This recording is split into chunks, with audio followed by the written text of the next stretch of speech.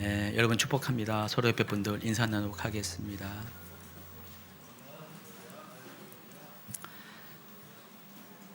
제가 오전 예배 시간에 너무 시간을 끌어서 바로 설교를 시작하도록 하겠습니다. 하나님 말씀은 고린도후서 2장 15절 말씀입니다. 같이 읽어볼까요? 우리는 구원받는 자들에게나 망하는 자들에게나 하나님 앞에서 그리스도의 향기니. 한 번 더 하겠습니다. 우리는 구원받는 자들에게나 망하는 자들에게나 하나님 앞에서 그리스도의 향기니. 2주 후에 제 생일이 아니라 교회 생일입니다. 3월 13일 날, 16년 전 3월 13일 날 주일교회가 이 세상에 태어났고, 이번에는 16번째 설립 기념주일 예배가 16일에 있습니다. 설교 로테이션 상에 2주 후 제가 설교를 하고요. 그때 가서는 16살이 됐기 때문에 좀 성장한 우리 교회의 모습과 비전과 청사진을 여러분에게 좀 함께 공유할 수 있는 시간을 갖고자 합니다. 그런데 또 동시에 또 여러분에게 또 당부하고 싶은 말도 있었어요. 그래서 그날 한 번에 다 할 수 없어서 제가 오늘 설교 있는 오늘 16주년 설립 예배 설교의 일부를 먼저 끌어다가 말씀을 나누고자 합니다. 저는 평소에 그리스도인의 성장과 성숙에 대한 관심이 좀 적잖이 갖고 있습니다.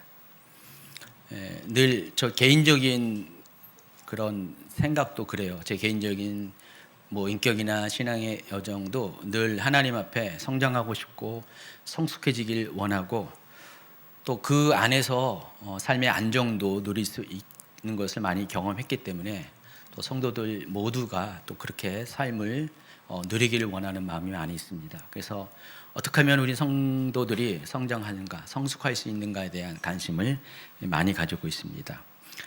특별히 오늘날 예수를 믿는 사람들이 많이 있지만은 오히려 상대적으로 그 수가 적었던 과거에 비해서 기독교의 영향력은 현저히 낮아졌고, 또 교회를 바라보는 외부의 시선이 아주 민망할 정도로 많이 악화되었다는 것을 보면서 이 시대는 더욱더 성숙과 성장이 필요한 시대라는 것을 더 체감하게 됩니다. 최근 발표된 종교 인식 조사에 의하면은 한국의 종교 지형은 기독교가 20% 정도 되고요, 불교가 16%, 또 카톨릭이 11%가 됩니다. 그리고 51%에서 52%의 사람들이 종교가 없는 사람입니다. 그래서 기타 종교는 한 1, 2%밖에 안 되고요. 중요한 것은 과반수가 넘는 사람들이 종교가 없다고 응답했고요. 그리고 종교가 있는 사람 중에서 5분의 1, 20%는 기독교 신앙을 고백하고 있습니다. 제가 또 이와 별도로 이렇게 종교 분포도를 좀 조사를 해봤습니다. 자, 이거는 두 개의 메이저 종교를 비교한 겁니다. 왼쪽에 파란색은 민주당이 아니라 기독교입니다. 기독교.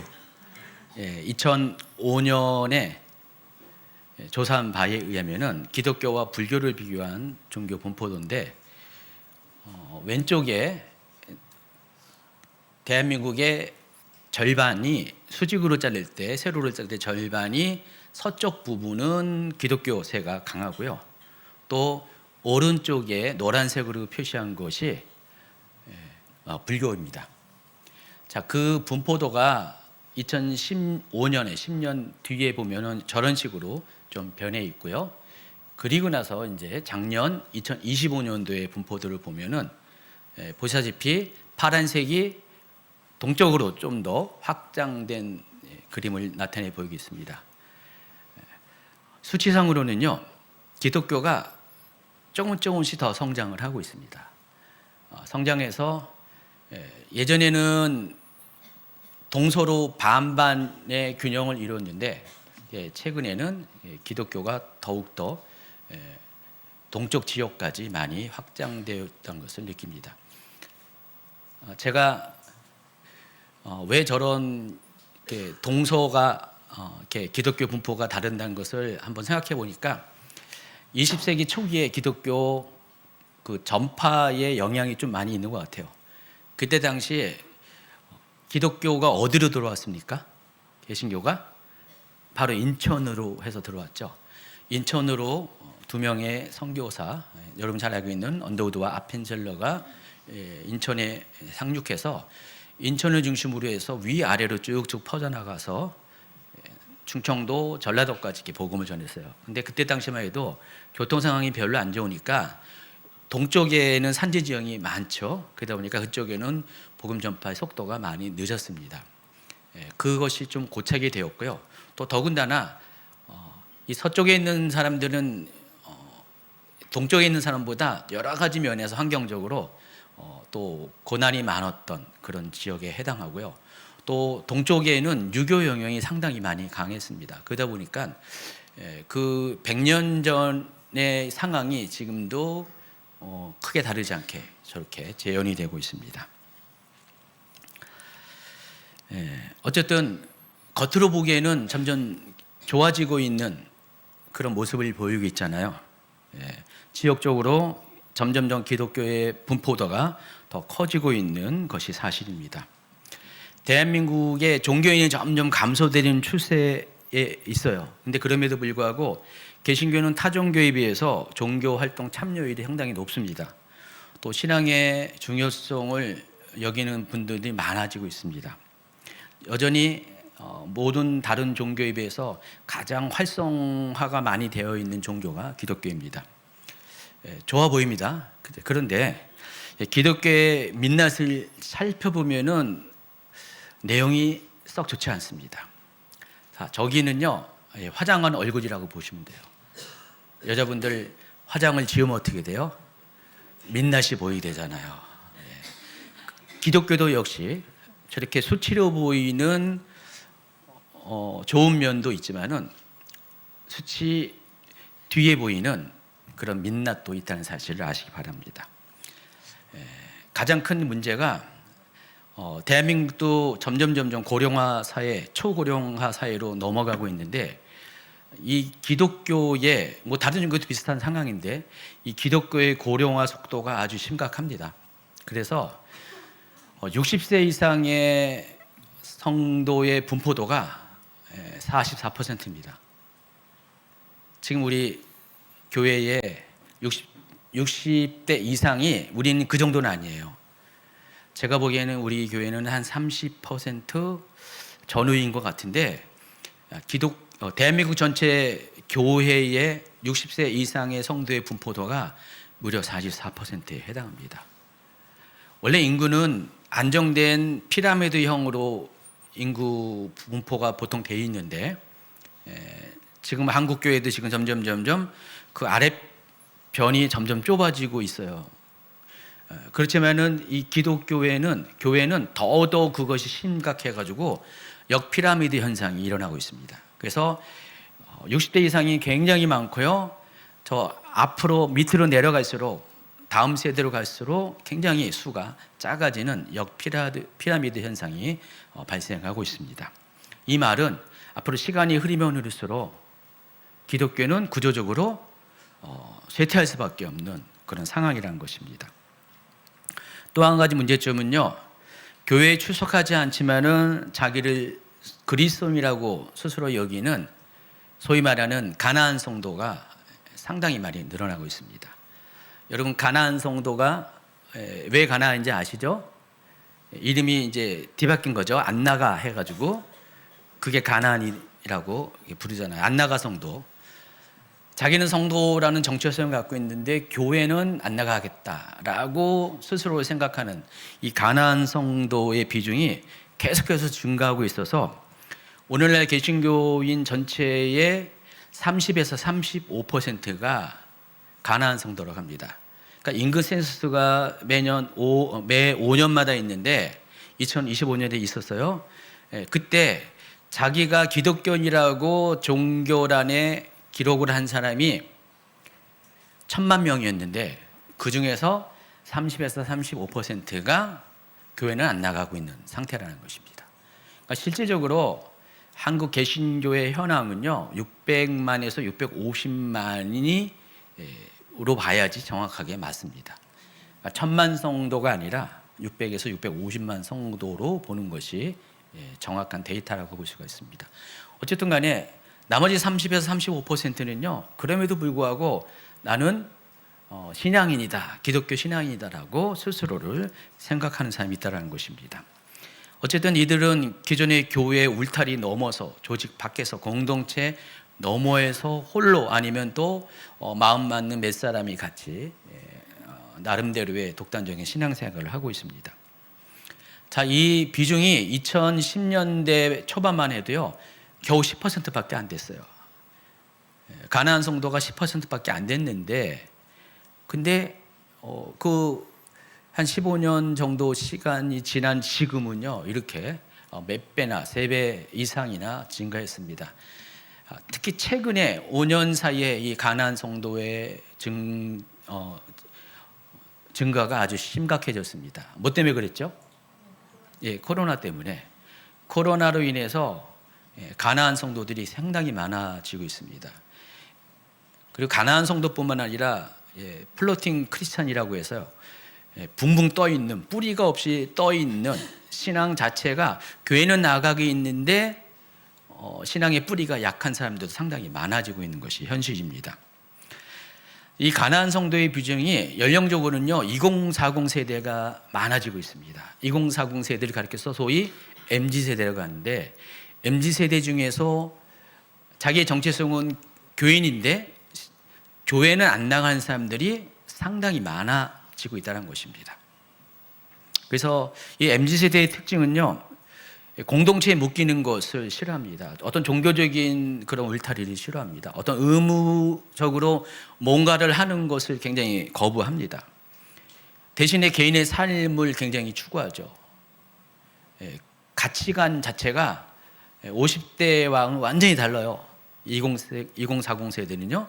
그리고 2040 세대 밑에 있는 소위 말하는 잘파 세대 같은 경우는 더 심각하게 나타나고 있습니다. 그런 형상들이 개인주의가 굉장히 심해지고 자율성을 중시하는 성향의 세대입니다. 그러다 보니까 그런 세대의 그런 탈기독교 현상이 상당히 심해지고 있는 상황입니다. 그래서 청소년 이하 다음 세대의 비중이 약 10에서 12%밖에 안 됩니다. 대한민국의 전체가 인구가 감소 추세에 있어요, 지금. 특히 젊은 세대, 어린 세대가 수가 점점 줄어들고 있죠. 이것은 사회 문제예요. 점점 고령화 세대, 초고령화 시대로 넘어가고 있는데 교회는 더 심각하다는 것입니다. 이 속도가 교회는요 1.5배 내지 2배가 더 빨라요. 그러니까 교회에 어린아이가 점점 사라지고 있어요. 그래서 한국 교회의 한 50에서 60% 교회가 주일학교가 없습니다. 아이들이 없어요. 대신에 60대 이상의 사람들이 꽉 차 있어요. 그래서 우리 교회는요 정말 인구 분포가 이렇게 뭐라고 있죠? 여기 표주박인가? 이런 형태나 마름목처럼 돼 있어요. 이렇게 돼 있어요. 40대, 50대, 60대가 우리 교회의 거의 한 3분의 2는 차지하고 있습니다. 그래서 우리 교회는 나름대로 그런 면에서 건강한 교회인데 그렇지 않은 교회들이 상당히 많이 있어요. 그래서 역피라미드 형태로 이렇게 해가지고 나이 든 사람들이 많이 있습니다. 제 가족 중에 여기 누나 중에 한 명이 그러더라고요. 누나가 이제 거의 70이 됐는데 본인 교회는 내가 젊은이라고 70이 젊은이래요. 우리 교회는 70 이상 된 분이 열 몇 분밖에 안 되고요. 나머지 다 40, 50, 60대예요. 제일 많은 연령 분포가. 그 정도로 지금 한국 교회의 이 고령화 형상, 젊은이가 빠져나가는 일들이 많아지고 있습니다. 옛날에는요, 청소년들이 부모와 상관없이 교회를 나왔어요. 저의 경험만 해도 부모님은 교회를 안 나갔거든요. 근데 고등학교 때 저는 교회를 다녔습니다. 제 주변의 친구들도 거의 대부분 부모와 상관없이 교회를 나간 친구들이 상당히 많았었어요. 거의 절반 이상이, 제가 고등부에 있을 때 절반 이상이 다 부모와 상관없이 개인이 교회를 찾아오는, 또 친구의 전도를 받아서 교회에 오는 경우가 상당히 많이 있습니다. 근데 요즘은 어떨까요? 그런 경우가 거의 없어요. 부모와 별개로 혼자서 신앙생활을 하는 청소년, 또 그 이하 세대가 거의 찾아보기 힘듭니다. 그래서 요즘은요, 가족 중심의 종교화 현상이 일어나고 있습니다. 그러니까 부모 세대가 신앙을 갖고 있으면은 그것이 자녀에게 그대로 물려서 신앙이 전수가 되고 있지, 새롭게 전도를 통해서 교회에 오는 젊은 층들이 상당히 적습니다. 물론 청년까지는 그런 일이 좀 있어요. 근데 청소년 이하에서 자기 스스로 부모와 상관없이 교회에 오는 친구들이 거의 없다라는 것입니다. 이 말은 불신자 전도가 점점 세대로 내려가면 내려갈수록 힘들어지는 그런 상황이라는 것입니다. 여기에 설상가상으로 최근에 어떤 현상이 일어나냐면은, 고등학교까지는요 교회 생활을 해요. 일단은 부모의 영향권에 있고요. 또 특히 더 어린 나이일 때는 부모가 아주 절대적인 존재이기 때문에 부모가 교회에 나가라면 나가는데, 이제 청소년 나이가 되면 어떻게 됩니까? 그때부터 어떻게 해요? 자기 주장이 치고 올라옵니다. 그래서 그때부터 싸움이 일어나요. 주일만 되면은요, 애들 깨우고 안 일어나겠다. 놀러 가는 거는 벌떡벌떡 일어나는데 교회를 가면은 애들이 안 일어나는 거예요. 왜 그날만 피곤할까요? 교회 가기 싫어서 그런 거죠. 근데 억지로 부모가 가자 그러니까 가긴 가요. 용기 있는 어떤 애들은 저항을 하고 교회를 안 나가는 친구들도 있습니다. 자, 그런 친구들이 고등학교를 딱 졸업하잖아요. 어떤 현상이 일어나냐면은, 이제 또 대학을 가고요, 또 경제적으로 독립을 하게 되잖아요.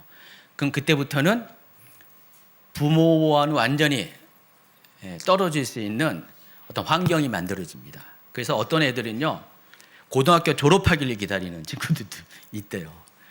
그렇게 되면은 나는 이제 부모하고 떨어지니까 그때부터 내 마음대로 해야지 라고 해서 그와 같은 방식으로 교회를 떠나고자 하는 잠재적인 이탈 그룹들이 많이 형성되어 있습니다. 여전히 기독교 인구는 20%라고 말하지만은 여전히 대한민국의 최대 종교로 랭킹에 올라 있지만은, 그럼에도 불구하고 이 기독교가 갖고 있는 그 힘과 영향력, 또 사회적인 신뢰도는 상당히 현저히 떨어져 있다는 사실을 우리 모두는 다 인정하고 있습니다. 그래서 개신교의 오늘과 미래의 날씨를 살펴보면요, 햇빛이 쨍쨍한 게 아니라 구름이 껴 있어요. 저기서부터 먹구름이 지금 불어오고 있습니다. 조만간에 아주 그냥 폭우가 쏟아질 가능성이 많이 있다는 것입니다. 별로 안 좋은 날씨가 예보되어 있다는 것입니다. 자, 오늘날의 현실이고요. 그런데 20세기 초, 지금부터 100여 년 전에 우리 대한민국의 상황 가운데 기독교 인구의 분포도는 1 내지 2%밖에 안 됐습니다. 굉장히 극소수의 기독교인이 대한민국에 존재했는데, 이제 그럼에도 불구하고 그 당시에 가장 신뢰받는 그룹이 기독교인들이었어요. 교회였어요. 일반 사람들은 교회를 나가지 않아도 기독교인들은 가장 믿을 만한 사람이라고 인정을 했다는 것입니다. 그렇다면 그 소수의 기독교인에 불구하고 당시 기독교가 한국 사회에 큰 영향력을 끼칠 수 있는 종교가 되었는데, 그 이유가 무엇인지가 좀 궁금할 것 같습니다. 첫 번째가, 당시에 기독교는 도덕적인 혁신이 일어났습니다. 여러분 잘 알고 있는 1907년에 평양 대부흥 운동이요, 단지 기독교 부흥 운동만 이끈 것이 아니라 사회 전반에 많은 변혁을 가져왔습니다. 평양 대부흥 운동의 가장 핵심적인 것은 회개였어요. 여러분 잘 아시듯이 회개였습니다. 길선주 그때는 장로님이 공개적으로 자기 죄를 자복하면서 시작한 이 평양 대부 운동이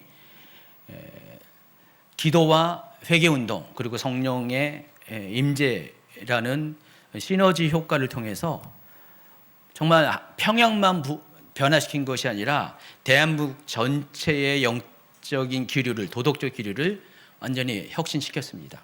그래서 그때 당시에 교인들은요, 어느 누가 봐더라도 다 인정할 만한 거룩한 사람이었고 착한 사람이었고요, 도덕적인 사람이었고요, 사회적인 모범이 되는 사람이었습니다. 그들은 실질적인 삶의 변화를 행동으로 나타내 보여줬기 때문에 그렇습니다.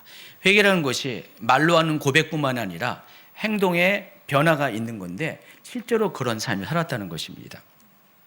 그래서 교회 다니는 사람 평판이 상당히 좋았어요. 그래서 거룩한 누룩으로 사람들이 인식을 했다는 것입니다. 그리고 두 번째가 폭발적인 전도가 있었어요. 그때 당시에는요. 사람들이 정말 거리에 나가서 전도를 했습니다. 그리고 전도를 해도 사람들이요, 물론 밖에도 있긴 했었지만은 그걸 받아들였어요. 그런 사회적인 분위기가 있습니다. 왜냐하면 기독교인의 평판이 워낙에 좋기 때문에 뭐 자기 개인적으로 유교의 가족의 어떤 종교의 영향권이 있어서 교회는 못 나간다 할지라도 그 전도하는 것 자체를 싫어하거나 막지는 않았다는 것입니다.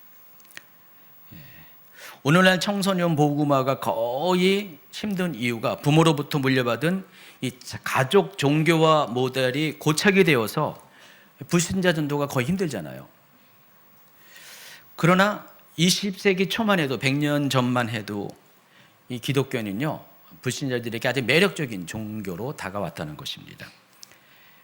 가장 이 부분에서 좋은 인상을 끼쳐준 것이요, 문맹 퇴치가 교회에서 시작된 거 아십니까? 당시만 해도요, 아직 한자 문화가 상당히 영향을 끼쳤고요. 그리고 한글이 보급되긴 보급됐지만은 천한 계층의 사람들이 사용하는 그런 언어로 인식이 되었어요. 그렇기 때문에 한글이 세종대왕이 창제한 이후로부터 그냥 이 서민의 언어 수준으로, 천민의 언어 수준으로 그냥 머물러 있었는데 교회에서 어떻게 했습니까? 성경을 읽잖아요. 성경을 읽으면서 한자로 한 게 아니라 한글로 성경을 번역합니다. 오늘날 우리가 읽고 있는 이 성경이 그때부터 시작된 거죠. 한자로 번역한 게 아니라 한글로 번역해가지고요, 한글 성경이 그때 이제 번역이 시작됐습니다. 그래서 교회에 오면은요, 성경을 읽게 되는데, 전에는요, 한글을 몰랐던 분들이요, 교회 다니면서 어떻게 해요? 성경을 읽어야 되니까 한글을 배우기 시작해요. 그러니까 시간이 점점 지나니까 교회 다니는 사람들이 한글 그것을 띈 사람들이 많아지기 시작합니다. 그래서 전에는 글을 몰랐던 사람들이 이제는 글을 많이 알게 되면서 사회 전반적으로 이 문맹률이 점점 떨어지기 시작합니다. 그리고 또 어떻게 합니까? 초기에 기독교 선교사들이 들어와서 두 가지 많이 집중했죠. 전도는 기본이고요, 병원 세우는 것과 학교 세우는 것을 집중했습니다. 그래서 초기에 세워진 유명한, 지금 현재도 존재하는 많은 사립대학들은 다 기독교 학교입니다. 그래서 그 어려운 시기에 기독교가 그 민족을, 문명을 깨트리고 또 지식적으로 성장시키는 데 굉장히 중요한 역할을 했습니다. 그리고요, 교회는요, 여권 신장에 아주 첨단을 달렸습니다. 그래서 그때 당시 감히 여자들이 어떻게 공부를 했습니까? 근데 여자들만 공부할 수 있는 뭐 이하학당 이런 학교를 세우면서 여건이 많이 신장이 됐습니다. 그리고 또 놀라운 일이 있습니다. 그때 당시에 백성들은 아주 천한 직업이었고요, 사람 취급을 안 받았잖아요. 그런데 교회에서 백정 출신을 장로로 세웁니다. 일반 사회에서는 뒤집어질 일이었어요. 그리고요, 또 어떤 일이 있냐면은 어떤 집안에서 주인과 종이 있는데 그 종이 먼저 예수를 믿고요. 주인이 예수를 믿고 그 종들에게 복음을 전하기 시작합니다. 그래서 주인은 교회의 장로가 되었는데 그 종을 그 주인이 어떻게 했냐면 공부를 시켜가지고요 목사가 되게 했습니다. 그리고 그 장로가 된 주인이 종이었던 목사님을 섬기는 그런 일까지 한국 교회사에 있습니다. 계급의 항아리를 깨트려 버린 거예요. 신분제로 완전히 혁파시킵니다.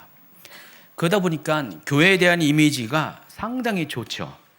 여기서 그치는 것이 아니라 당시에 독립운동가 중에서 여러분 1919년 3월 1일 무슨 일이었습니까?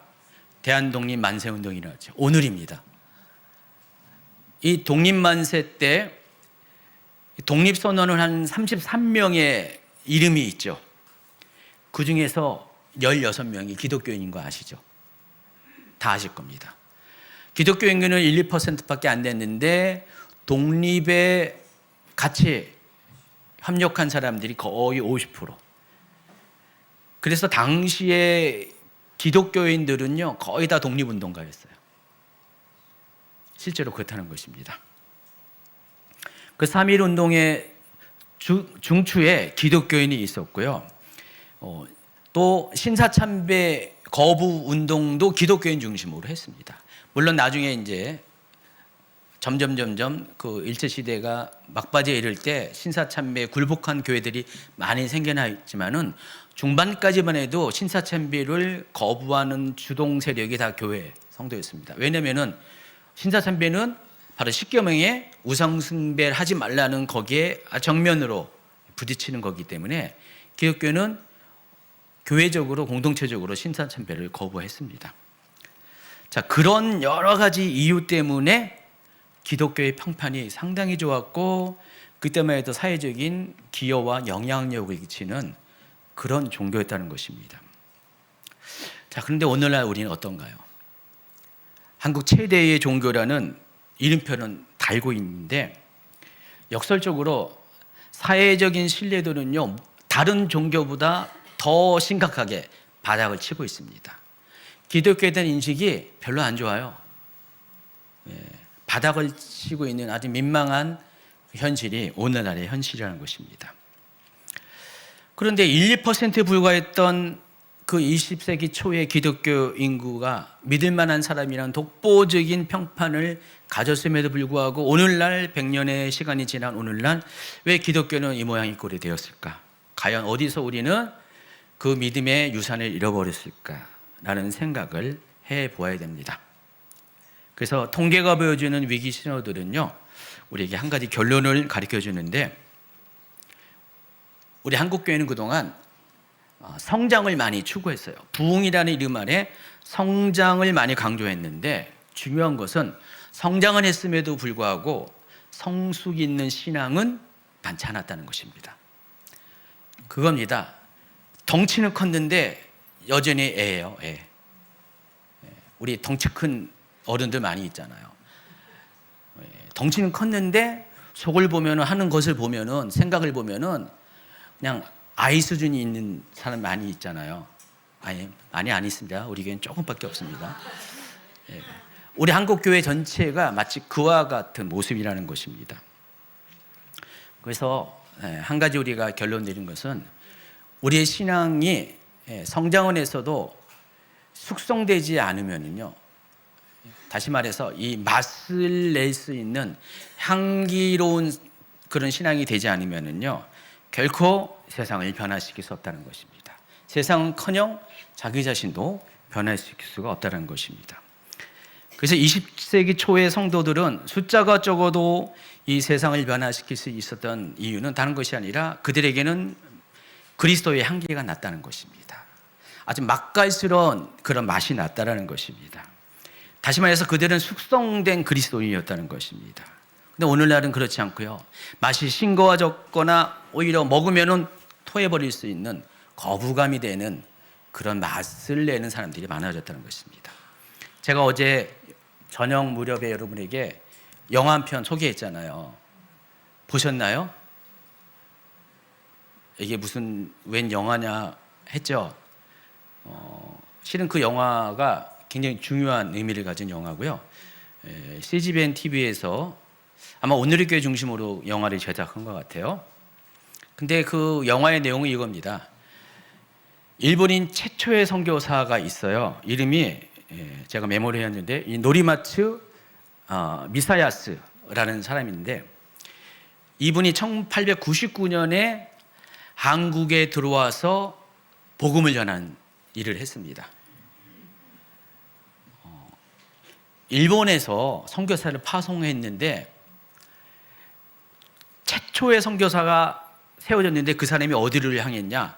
한국 땅, 조선 땅을 향해서 들어왔다는 것입니다. 그래서 그 영화의 다큐멘터리 영화인데 그 영화의 전반부는 그분에 관한 이야기가 있고요. 후반부는 오다 나라지라는 약 10년 뒤에 한국의 조선 땅에 들어온 또 다른 일본 선교사에 대한 이야기가 나와 있습니다. 근데 중요한 것은요, 그들은 거의 무명에 가까웠었어요. 근데 그럼에도 불구하고 정말 대단한 일들을 했어요. 그거를 영화로 이렇게 추적해서 만든 겁니다. 근데요, 이 노리마츠 마사야스라는 그 목사님, 선교사님은요, 거의 한국에서는 성인 취급을 받았어요. 한국 사람들이 일본은 다 싫어했잖아요. 토요토미 히데요시 때문에 우리는 일본을 싫어한다. 그리고 그때 누구죠? 그 총독 이등방문이라고 하는데 일본 말이, 그 사람 때문에 우리는 일본을 미워한다 라고 했는데, 바로 이 노리마츠 미사야스 때문에 우리는 일본을 사랑한다 할 정도로 이 노리마츠 미사야스 이 목사님 때문에 한국 사람들이 그 미워하는 일본을 사랑할 정도로 그는 대단한 사람이었습니다. 성자처럼 취급을 받을 정도로 그런 삶을 살았습니다. 이분이 이렇게 존경을 받을 수 있는 이유가 다른 것이 아니라, 전도만 한 것이 아니라 삶을 통해서 정말 조선인을 사랑했어요. 조선인처럼 똑같이 옷을 입고요, 똑같은 밥을 먹고 똑같이 밥을 굶으면서 어렵고 힘든 사람들을 돌보면서요. 어제 그 영화를 보니까 그 사모님이 33살에 애가 4명인데 어린아이도 있는데 영양실조로 인해서 폐결핵으로 한국에서 돌아가셨습니다. 굶는 아이들이 있으니까 당시 일본 여자들에게 머리를 자른다는 것은 굉장히 수치인데, 자기 머리를 잘라서 팔아서, 머리카락을 팔아서 자기 아이들이 아니라 조선 아이들, 굶는 아이들을 쌀을 사기 위해서 그렇게 헌신할 정도로 한국 사람들을 너무너무 많이 사랑했던 그런 사람입니다. 그래서 그분을 통해서 교회가 생기기 시작해요. 수원 동신교회라고 어제 알았어요. 동신교회가 수원에서 최초로 세워진 1호 교회인데 그분이 세운 교회라고 합니다. 지금도. 그래서 그 동신교회 뒤뜰에 가면 그분의 묘소가 있대요. 묘지가. 해방이 되면서 그 일본인과 관련된 그 묘비나 비석들이 다 훼손이 됐어요. 사람들이 거기에 화풀이 했는데, 수원에 있는 사람들은요, 그 기념비는 절대로 건드리지 않았어요. 그만큼 수원 사람들에게 이분은 굉장히 의미 있는 분이었다는 것입니다. 이분뿐만 아니라 한국의 많은 기독교인들이 그와 같은 실질적으로 사회 가운데 본이 되는 거룩한 삶을 살았기 때문에 1%밖에 안 되는 그런 적은 분포에도 불구하고 100여 년 전에 기독교는 사회에서 굉장히 인정받는 그런 거룩한 누룩이 있는 삶을 살았다는 것입니다. 그래서 우리가 지금 생각해야 될 것이, 그동안 많은 교회가 성장에 치우쳐 왔고요, 또 우리 교회 또한 어쩌면은 성장에 대한 관심이 상당히 많았던 것 같아요. 그러나 우리의 관점들이 이제는요, 적어도 지금은요, 우리의 생각들이 조금은 많이 바뀌어야 된다는 생각을 들었습니다. 성장도 중요하지만은 이제는 성숙한 모습, 또 그것을 더 넘어서 숙성된 모습, 맛을 낼 수 있는, 향기를 낼 수 있는 그 모습으로 우리는 점점 변화를 해야 된다는 것입니다. 그래서 오늘 설교가 숙성된 그리스도인이잖아요. 또 시간이 빚어낸 향기라는 부제를 가지고 오늘 말씀을 전하는데 정말 하나님이 원하시는 참된 그리스도인의 모습이 어떤 모습인가를 오늘 말씀을 통해서 우리가 확인하는 시간을 갖도록 하겠습니다. 오늘 설교에서 제가 전달해 주고자 하는 핵심은 이것입니다. 우리는 흔히 신앙의 단계를 성장이나 성숙이라는 단어로 표현하는데 그리스도인의 참된 변화는 단지 몸만 커지는 것이 아니라 깊어져야 된다는 것입니다. 다시 말해서 숙성의 단계로 나아가야 된다는 것입니다. 그러려면은 이 숙성이라는 것은 어떤 의미가 있는지를 좀 아셔야 돼요. 성숙과 숙성이라는 단어가 여러분 순서만 바꾸면 똑같은 단어인지 아세요? 성숙, 숙성 같은 단어처럼 이렇게 보이잖아요. 근데 뉘앙스는 차이가 분명히 있습니다. 그래서 제가 이 성숙과 숙성이라는 단어의 뉘앙스를 차이점을 좀 소개하겠습니다. 먼저 이 관점의 차이가 있어요. 성숙은 성장의 관점에서 성장을 보는 것입니다. 성장의 관점에서 성장? 그 커가는 것을 보는 것이 이제 성숙입니다. 이에 비해서 이 숙성은요, 어떤 변화의 관점에서 우리의 성장의 모습을 평가하는 것이 이제 숙성입니다. 그래서 이 성숙이라는 것은요, 키가 자라고 지식이 많아지고 또 경험이 많아질 때 성숙한 사람이라고 이야기를 하는데, 이 숙성이라는 것은 그 사람에게 정말 인격의 그 향기가 나오고 또 맛이 느껴질 때 그런 사람이 가리켜서 숙성된 사람이라고 말할 수가 있다는 것입니다. 제가 제자훈련 8복 중에서 온유 과정을 굉장히 개인적으로 좋아하는데, 온유라는 단어가 실은 그와 같은 숙성이라는 단어와 상당히 밀접하게 연관이 되어 있습니다. 자, 그런데 사람이 성숙해지기 위해서는요, 기본적으로 영양 공급이 있어야 됩니다. 그리고 훈련과 교육이 필요합니다. 자, 그런데 숙성은 여기에 더 추가가 되는 게 있어요. 뭐가 있어야 되냐면은 적절한 온도와 또 기다림이 있어야 된다는 것입니다. 그래서 여러분, 숙성되기 위해서는요, 반드시 필요한 것이 기다리는 것입니다. 기다리지 않으면은 숙성될 수가 없다는 것입니다. 제가 선교 가기 전에 어느 분이 애플망고를 선물해 줬어요. 여러분, 애플망고 어떤 건지 아시죠? 색깔이 단색이 아니라 무지개색처럼 붉은 것과 파란 것과 노란 것이 막 섞여 있잖아요. 너무 예쁘잖아요, 애플망고가. 선물이 왔는데 열어보니까 애플망고였어요. 근데 너무 맛있어 보이는 거예요. 그래서 하나를 꺼내가지고 애플망고를 깎아가지고 먹었죠. 근데 겉보기와 달리 맛이 아직 안 들었어요. 신선하긴 신선한데 맛있다라는 느낌이 없었어요. 그리고 나서 이제 선교를 갔다가 한 2주 후에 다시 생각이 나서 냉장고에 열어보니까 애플망고가 있어가지고 다시 꺼내서 너무 오래 두면 또 썩잖아요. 그래서 꺼냈어요. 다시 한번 껍질을 벗겨서 봤더니 약간 색깔은 밝은 빛에서 약간 짙은 색으로 변했는데 맛은 훨씬 좋았습니다. 향기도 좋았고 그리고 단맛이 더 깊이 들었습니다. 그래서 이게 성숙한 거하고 숙성된 것이 어떤 차이가 있다는 것을 애플망고 통해서 확실하게 체험하게 됐습니다. 여러분, 과일뿐만 아니라 음식도 마찬가지예요.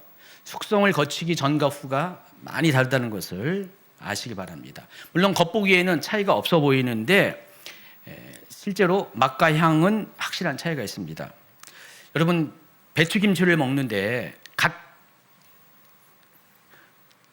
만든 이 배추는요, 겉절이라고 하잖아요. 바삭바삭하고 아주 신선하잖아요. 나름대로 겉절이 좋아하는 분이 많이 있어요. 근데 겉절이는 겉절이일 뿐이죠. 진짜 김치 맛은 어떻게 됩니까? 겨울 동안의 항아리 속에서 한 달, 두 달을 숙성시켜가지고 발효가 충분히 되면서 모든 양념이 배추 속까지, 겉절이가 아니라 속절이죠. 속까지 막 다 돼가지고 완전히 배추 자체가 형질이 변한 그 배추가 향기도 좋고 맛도 있잖아요. 진짜 배추를 좋아하는 사람은 겉절이보다는 김장, 오랫동안 묵은 김장김치를 좋아합니다. 또 육류도 마찬가지입니다. 도축을 합니다. 소를 잡아가지고 도축을 해서 갖고 와요. 그러면은 신선해서 맛있는 것처럼 보이는데 그렇지 않습니다.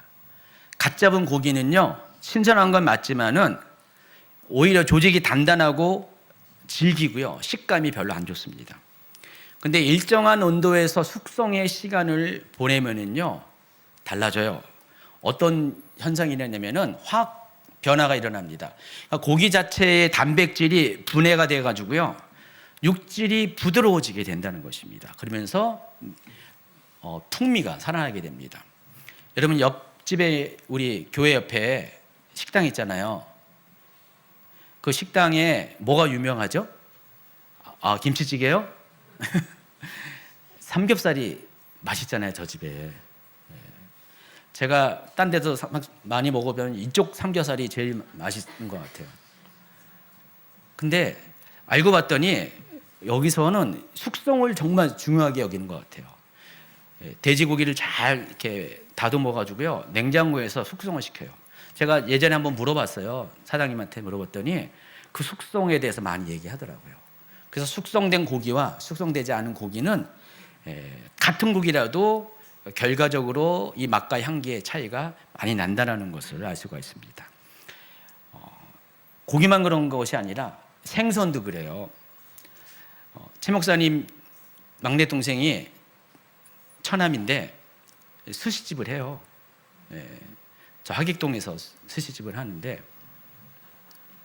이름까지 가르쳐줘요. 근데 거기 스시, 그래서 알죠. 생선을 이제 아침에 오잖아요. 그러면 그 사장님이 제일 먼저 하는 것이 새벽부터 나가가지고요, 생선을 받아서 다듬은 다음에 숙성시킵니다. 최소한 광어는 6시간은 숙성시켜야 돼요. 아주 적합한 온도와 또 소금 이런 것들 잘 관리해가지고요, 6시간은 숙성시켜야지 제대로 된 생선 맛이 나요. 빨간 살을 갖고 있는 뭐 참치 이런 거는 얼마큼 걸릴 것 같아요? 이틀 걸립니다, 숙성이. 그래서 생선도 그렇고 육류도 그렇고 과일도 그렇고요, 모두가 다 숙성의 과정을 거쳐야지 제대로 된 맛이 난다는 것입니다. 그래서 숙성을 위해서는요, 기다림이 필요해요. 시간이 필요하고 또 온도가 필요합니다. 사람의 인격도 마찬가지입니다. 사람도 낡아서는 안 돼요. 숙성된 사람만이, 숙성된 인격을 가진 사람만이 세상 가운데 사람들에게 맛을 낼 수 있고 향기를 뿜어낼 수 있는 그런 존재가 된다는 것입니다. 여러분, 숙성되는 과정 속에 단단한 것이 분해가 되는 과정이 있고요. 그리고 특히 김치 같은 경우는 양념들이 막 어울려지는, 내 그 김치 배추에 막 양념들이 들어와서 절여지는 그런 과정이 필요하잖아요. 인격도 마찬가지입니다. 숙성된 그리스도인이 된다는 것은요, 동일한 과정을 겪습니다. 내 속에 있는 단단한 것들이 분해되고요, 내 고집이 분해되고 내 자존심이 분해되고 내 자아가 분해되고요, 그리고 뭐와 섞입니까?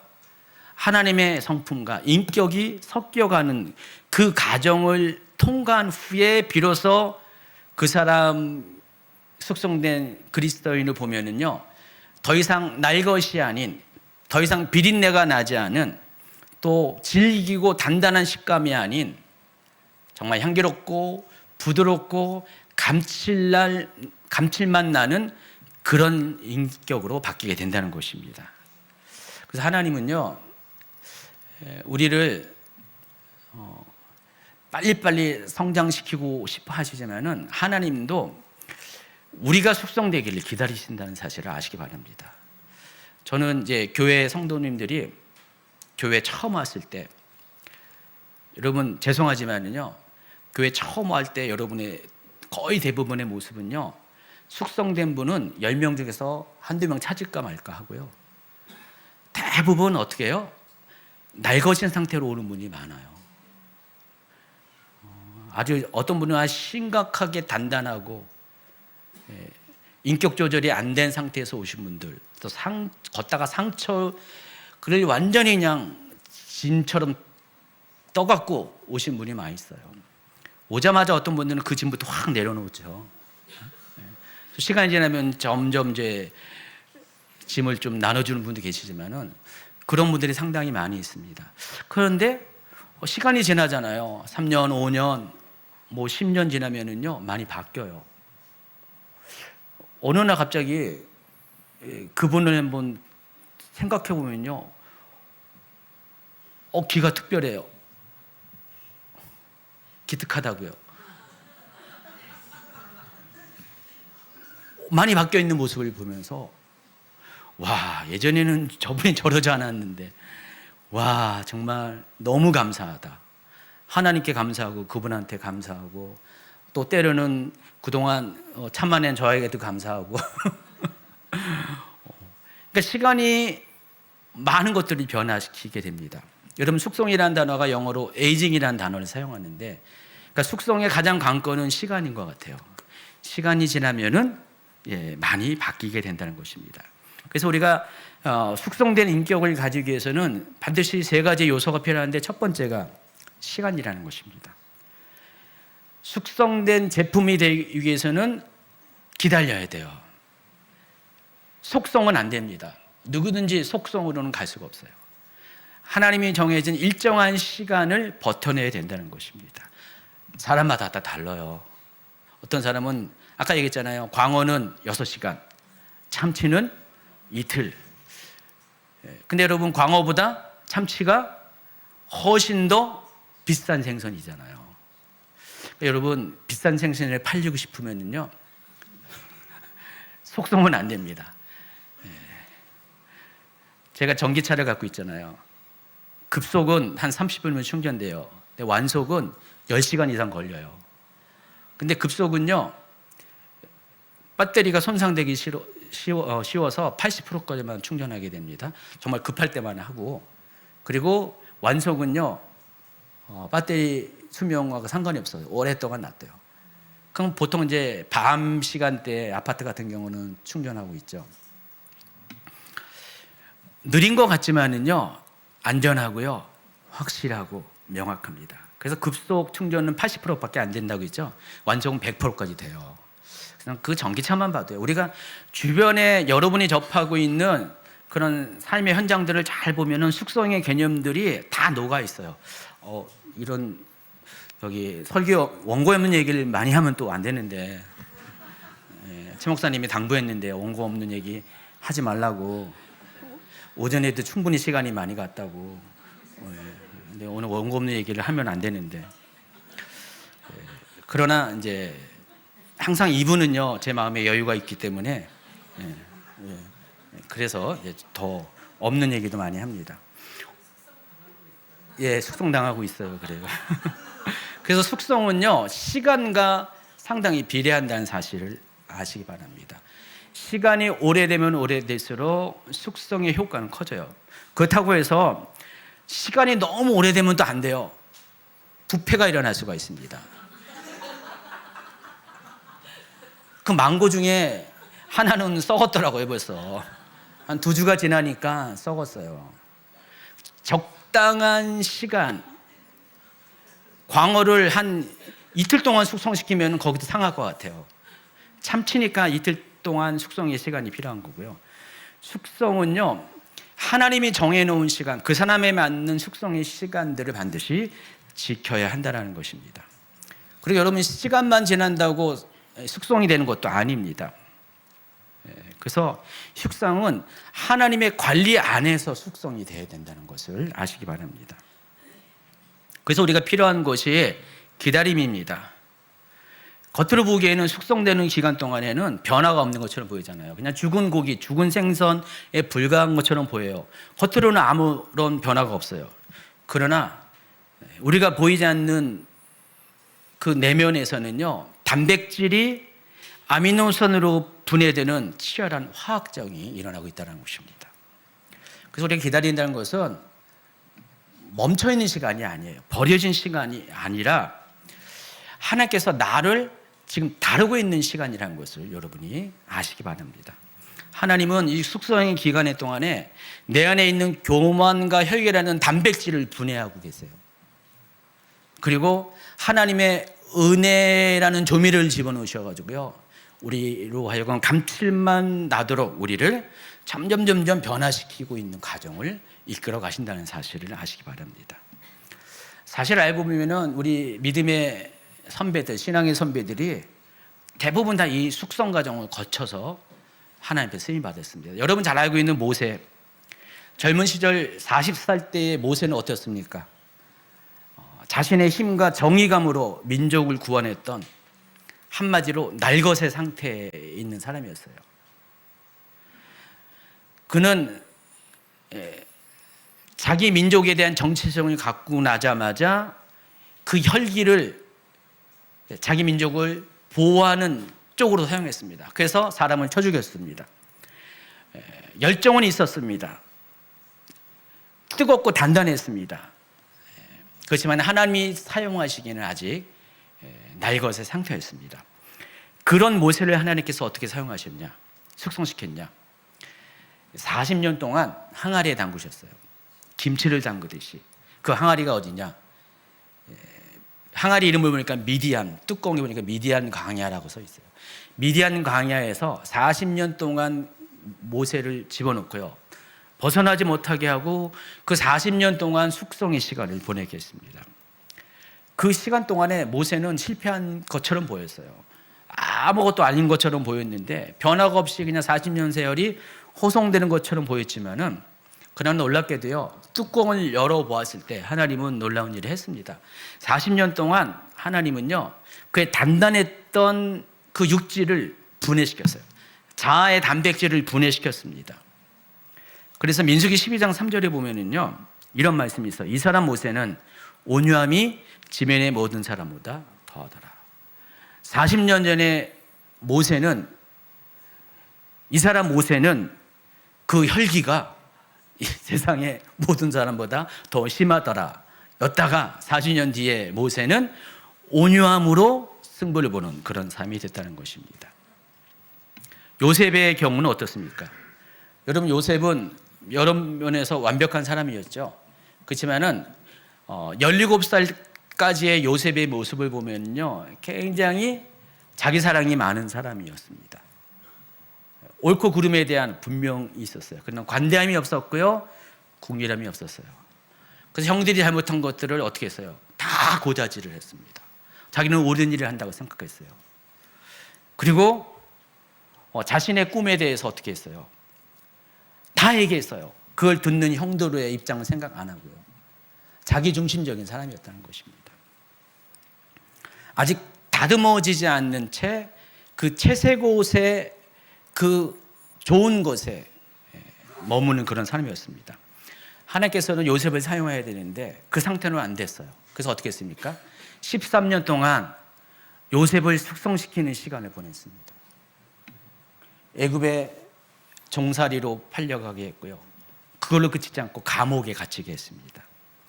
무려 13년의 시간을 보내게 했습니다. 요셉의 입장에서 보면은요, 이해되지 않는 시간이었고 원망의 시간이었는데, 그러나 요셉이 13년을 버텨내니까 그 모든 것들이 어떻게 해요? 감사로 바뀌면서, 더 중요한 것은 그 가운데서 나의 인생 가운데 이 같은 시간을 허락하신 하나님의 뜻을 발견하게 된다는 것입니다. 마침내 이 모든 시간에, 숙성의 시간을 거친 다음에 이집트의 총리가 된 다음에 형들을 제어할 때 창세기 45장 5절에 이런 고백을 합니다. 하나님의 생명을 구원하시려고 나를 당신들보다 먼저 보내셨습니다. 여러분, 이 고백이 나오기까지는 이 숙성이라는 이 기간이 필요했다는 것입니다. 마지막으로 소개할 사람이 사도 바울입니다. 젊은 시절 사도 바울은 어떤 사람이었습니까? 율법에 열심히 있는 사람이었습니다. 그래서 여러분, 율법이라는 것은 칼과 같은 것이에요. 하나님 말씀을 검으로 많이 비유하잖아요. 근데 성령의 검으로 좋게 사용하면 좋은데 이것이 사람을 치는 판단과 분별의 비판의 검으로 사용할 때가 많이 있는데 사도 바울이 그런 사람이었습니다. 이 하나님, 자기가 많이 알고 있는 하나님 율법에 대한 지식을 가지고 그 칼날을 가지고 그리스도인들을 치는 그런 사람이었습니다. 한마디로 매운맛이 나는 그런 사람이었습니다. 그런 그가 다마스커스로 가는 길에서 예수님을 만나게 됩니다. 그리고 하나님은 사도 바울을 곧바로 사용한 것이 아니었어요. 많은 분들이 오해하고 있어요. 사도 바울이 회심한 다음에 곧바로 사용받는 것처럼 보이지만은 아닙니다. 회심한 다음에 잠깐 예루살렘 교회에서 사도들에게 잠깐 교제를 한 다음에 하나님이 어디로 보내냐면 아라비아로 보냅니다. 아라비아가 아마 지금 하나님의 산이 있는 지금 사우디아라비아 미디안 쪽인 것 같아요. 그쪽으로 보내서 3년 동안 있게 하시고요. 그걸로 그치게 하지 않고요. 10년 동안 어디로 또 보내냐면은 사도 바울의 고향인 길리기아 다소성으로 보냅니다. 그래서 10년 동안 다소에서 아무런 활동을 안 하고요. 거기서 다시 하나님의 사람으로 배우고 익히고 시작하는 시간을 다소곳이 보내게 했습니다. 그래서 사도 바울만 봐도 3년 플러스 또 10년이라는 13년의 시간을 거친 다음에 하나님이 사도 바울이 20여 년밖에 사역을 못했어요. 우리는 사도 바울이 40년, 50년 사역한 것으로 보이지만은 사도 바울은 20여 년밖에 사역을 안 했습니다. 그 전에 하나님은 그와 같은 숙성된 시간을 보내게 하셨다는 것입니다. 그래서 사도 바울은 그 숙성된 시간을 통해서 자신에게 덮여있는 율법의 껍데기를 벗겨내는 시간이 가졌어요. 자기 속에 단단히 쌓여있는 그 율법의 그 지식들을 분해시키는 시간을 보냈습니다. 그래서 사도 바울이 나중에 고백하잖아요. 그 모든 것들을 배설물로 여기고 오직 자기가 자랑한 것은 예수 그리스도의 십자가만 있다라는 이야기를 하게 됩니다. 자, 그리고 사람이 숙성된 인격을 갖기 위해서 마지막으로 필요한 세 번째 요소가 환경입니다. 생성이 숙성되는 과정에서 가장 무서운 적이 부패라고 합니다. 그래서 적절한 환경이 유지돼야지 숙성이 잘 된다는 것입니다. 그래서 생선을 숙성시키기 위해서는 일정한 온도 조절이 필요하고요. 또 소금이라는 또 부재료가 필요합니다. 그래서 우리의 영혼도 마찬가지예요. 하나님께서 우리의 영혼을 숙성시키기 위해서요, 하나님은 함부로 차갑게 하거나 함부로 뜨겁게 하지 않고요, 미지근하게 좀 오래 걸리더라도요 그 과정을 겪게 하십니다. 그래서 여러분, 하나님이 빨리 날 훈련시키고 성장시켜가지고 사용하시면 좋다라는 생각을 많이 할 때가 있잖아요.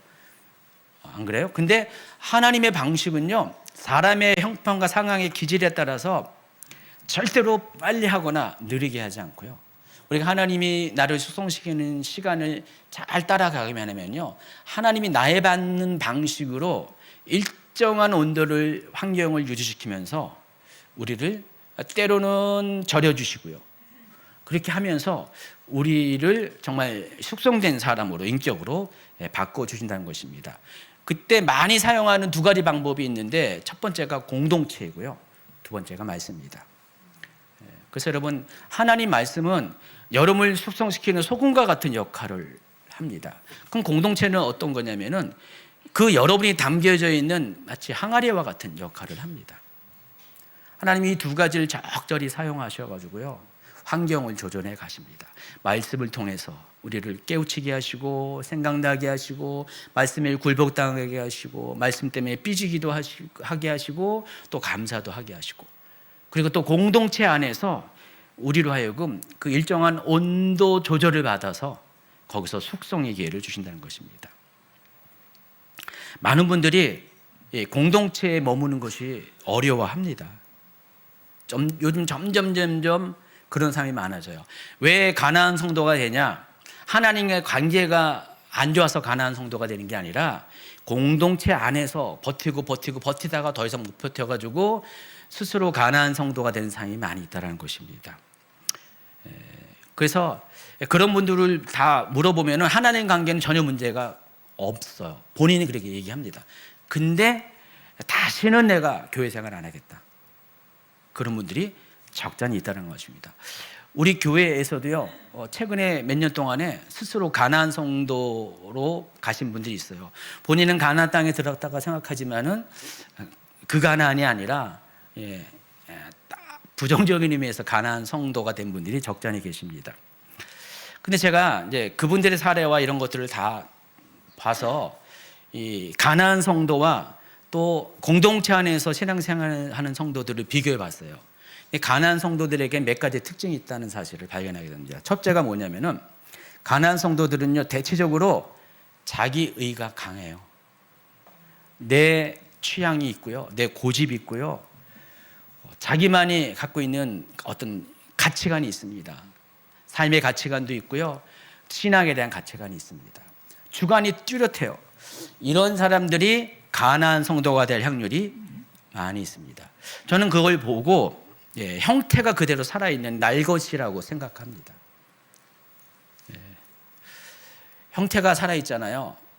그러면 날것으로 존재할 수밖에 없어요. 하나님이 제 인생 가운데 가장 저를 숙성시키기 위해서 많이 한 것이 그거 없애는 거였거든요. 여러분 보시기에 제가 고집이 없는 것처럼 보이는데요, 저도 한 고집이 있습니다. 한 씨가 아니라서 다행이지 정말 저도 고집이 많은 사람이었어요. 근데 하나님 이 고집 꺾으시느라고 정말 애쓰셨습니다. 최 목사님 안 계시죠? 최 목사님은 최 씨라서 또 고집이 있고요. 아니 실은 여러분 다 고집이 있잖아요. 다 고집이 있는데 하나님은 모든 사람에게 고집을 다루십니다. 이 고집은 자기 의로 나타나기도 하고요, 또 가치관으로 포장되기도 합니다. 근데 알고 보면은요, 교만이고 고집에 불과하다는 것입니다. 하나님은 우리가 이런 상태를 갖고 있는 한 날것이기 때문에 숙성된 모습으로 우리 사용할 수가 없기 때문에 하나님이 이것들을 꺾으신다는 것입니다. 두 번째가 이 혼자 신앙생활을 하면은요, 나의 만족에 머무는 영성을 가질 수가 있어요. 기준이 비교 대상이 없어요. 내가 나를 비교하는 대상이기 때문에 내가 좋으면 좋은 거예요. 그래서 가나안 성도들 중에서 어떤 분들은요, 경건 생활하는 거에서 굉장히 자부심을 갖고 있어요. 나는 하루에 몇 시간 기도하고 성경을 읽고 또 암송하고, 이것이 굉장히 자기의 의의가 되어서 그것에 만족하는 분들이 많이 있습니다. 근데 알고 보면은요, 그런 것도 하나의 준비 과정에 불과하고 실제로 그런 것들이 어떤 데 사용하냐면 사람과의 관계 안에서, 공동체 안에서 선한 영향력으로 사용되어야 되는데 자기 만족으로 사용될 때가 많이 있다는 것입니다.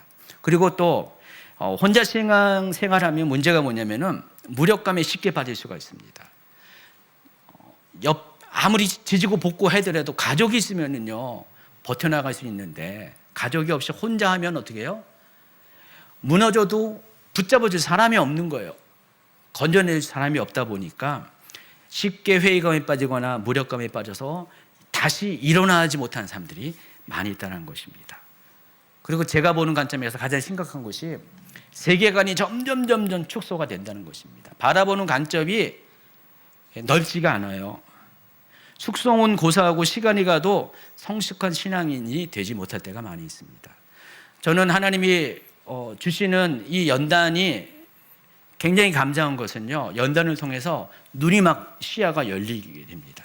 전에는 보지 못한 것들이 보이고요, 전에는 보지 못했던 사람들이 눈에 들어오고요, 전에는 이해하지 못했던 하나님의 마음이 막 가슴에 꽂히게 됩니다. 그러니까 시야가 넓어지는 효과가 있어요, 연단이. 근데 그 연단이 보통 어디서 일어나냐? 공동체 안에서 일어난다는 것입니다. 그래서 여러분, 이 공동체라는 것은요, 여러분이 힘들게 하는 장소이지만은요, 공동체를 떠나면은 부딪힐 일도 없고 상처받을 일도 없을 거라고 생각하지만은, 그러나 공동체가 아니고서는 여러분이 숙성될 방법이 없다는 사실을 아시기 바랍니다. 여러분은 그냥 계속 겉절이 인생만 사는 것이에요. 여러분, 겉절이는요 3일 지나면 쉬어버려요. 그러나 숙성된 김치는요 오래 먹을 수가 있거든요. 여러분, 며칠 만에 쉬어버리는, 하루 이틀 만에 쉬는 겉절이 인생이 되고 싶습니까? 아니면은 감칠만 하는 그런, 모든 사람이 찾고자 하는 그런 숙성된 김치가 되고 싶습니까? 김치라고 해서 싫어요? 과일이 되고 싶습니까? 그래서 여러분, 힘들더라도요 이 공동체에서 견뎌내는 훈련을 하셔야 돼요. 목사님, 그런 말 하지 마세요. 제가 10년을 버텨왔거든요. 근데 안 변하는 게 누구의 문제일까요? 공동체의 문제일까요?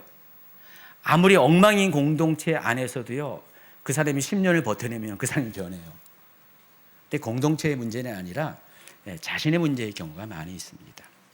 그래서 부딪히고 힘들고 어려울 때는요 항상 자신을 봐야 돼요.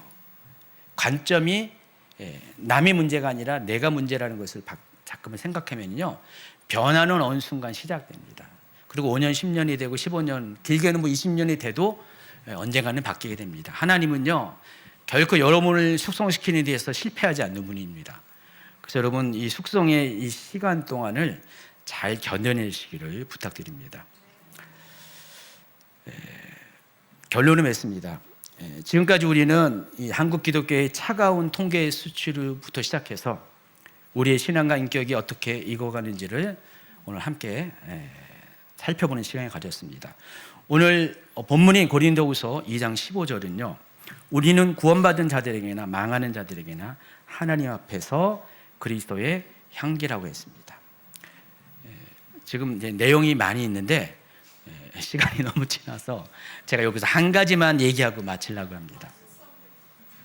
중요한 것이, 우리의 숙성의 목표는요 사람들 앞에서 자기를 내보내는 것보다, 그것도 중요한데 여기서 말하는 것은 하나님 앞에서의 향기가 되어야 한다는 것입니다. 우리가 숙성된 모습이 사람 앞에서 인정받는 것보다도 우선적으로 해야 될 것이, 여러분의 숙성된 것이 하나님 앞에 인정을 받아야 된다는 것입니다. 이게 굉장히 중요합니다.